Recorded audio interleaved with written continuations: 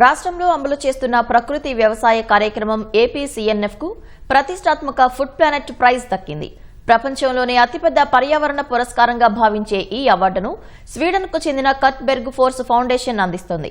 June 2న స్వీడన్లోని బస్టాడ్లో జరిగిన కార్యక్రమంలో రైతు సాధికార సంస్థ కార్యనిర్వాహక వైస్ చైర్మన్, ప్రభుత్వ సలహాదారు టి విజయ్ కుమార్, వ్యవసాయ శాఖ ఎక్స్ అఫీషియో ప్రత్యేక ప్రధాన కార్యదర్శి టి రాజశేఖర్ ఈ అవార్డు అందుకున్నారు. ప్రపంచవ్యాప్తంగా సుమారు 1000 నామినేషన్లు రాగా అందులో ఏపీసీఎన్ఎఫ్ ఎంపికైంది. అవార్డు కింద ఏపీసీఎన్ఎఫ్ కు $1.5 మిలియన్ అంటే సుమారు 14 కోట్లు అందజేశారు.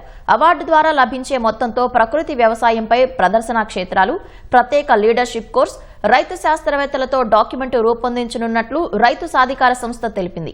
ముఖ్యమంత్రి చంద్రబాబు దూరదృష్టితోనే ఈ అవార్డు సాధ్యమైందని అధికారులు చెప్పారు.